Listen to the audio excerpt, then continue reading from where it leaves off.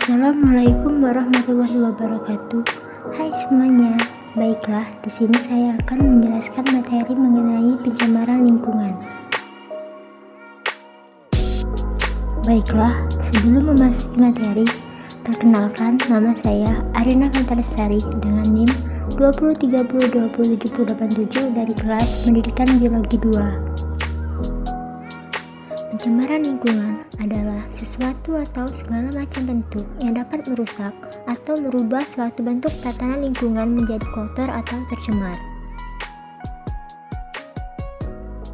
Macam-macam pencemaran lingkungan itu dibagi menjadi 3 macam. Yang pertama, pencemaran air, yang kedua, pencemaran udara, dan yang ketiga, pencemaran tanah.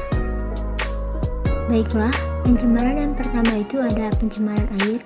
Pencemaran air ialah kondisi menurunnya kualitas air yang disebabkan oleh masuknya komponen asing berupa unsur, energi, atau zat lain ke dalam air. Air yang tercemar ditandai dengan adanya perubahan warna, rasa, bau, hingga kualitas air itu sendiri. Adapun beberapa faktor penyebab pencemaran air diantaranya: yang pertama, limbah rumah tangga, yang kedua, limbah industri, yang ketiga, limbah pertanian, yang keempat, pencemaran limbah peternakan dan perikanan, dan yang kelima, pencemaran akibat sampah.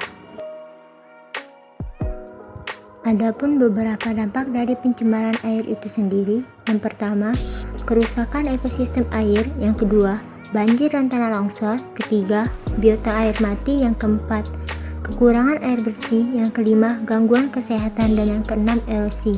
Berikutnya ada cara penanggulangan pencemaran air. Yang pertama itu reboisasi atau penanaman hutan kembali, yang kedua melakukan pengelolaan air limbah, yang ketiga menjaga kualitas air laut, yang keempat memakai deterjen ramah lingkungan, dan yang terakhir menggunakan kompos dan pupuk organik. Selanjutnya ada pencemaran udara. Pencemaran udara ialah kehadiran satu atau lebih substansi fisik, kimia, atau biologi di atmosfer dalam jumlah yang dapat membahayakan kesehatan manusia, hewan, dan tumbuhan, mengganggu estetika dan kenyamanan.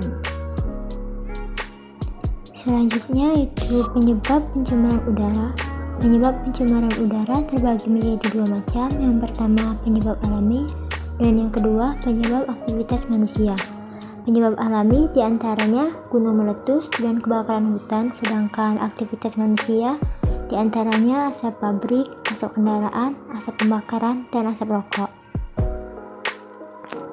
Adapun beberapa dampak dari pencemaran udara, diantaranya yang pertama itu menimbulkan berbagai gangguan penyakit pernapasan, yang kedua penipisan ozon, yang ketiga menyebabkan efek rumah kaca sehingga terjadi pemanasan global, dan yang keempat menimbulkan hujan asam.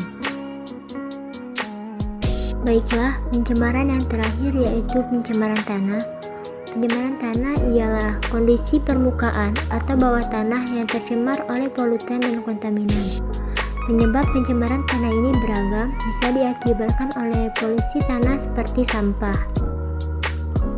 Selanjutnya itu ada faktor penyebab dari pencemaran tanah. Yang pertama itu ada sampah, yang kedua pupuk tanaman, dan yang ketiga bahan radioaktif. Adapun beberapa dampak dari pencemaran tanah ini sendiri, yang pertama itu efek pada kesehatan manusia, yang kedua pengaruh terhadap pertumbuhan tumbuhan, yang ketiga kesuburan tanah menurun, yang keempat perubahan struktur tanah, dan yang kelima keracunan sumber air bawah tanah. Cara penanggulangan pencemaran tanah. Cara penanggulangan ini dibagi menjadi 2 macam. Yang pertama itu remediasi, dan yang kedua bioremediasi. Remediasi itu adalah kegiatan untuk membersihkan permukaan tanah yang tercemar. Sedangkan bioremediasi itu adalah proses pembersihan pencemaran tanah dengan menggunakan mikroorganisme seperti nyamuk dan bakteri. Baiklah, mungkin sekian penjelasan materi mengenai pencemaran lingkungan dari saya. Apabila salah kata, saya mohon maaf. Kepada Allah saya mohon ampun. Saya akhiri. Wabillahi taufiq wal hidayah. Wassalamualaikum warahmatullahi wabarakatuh.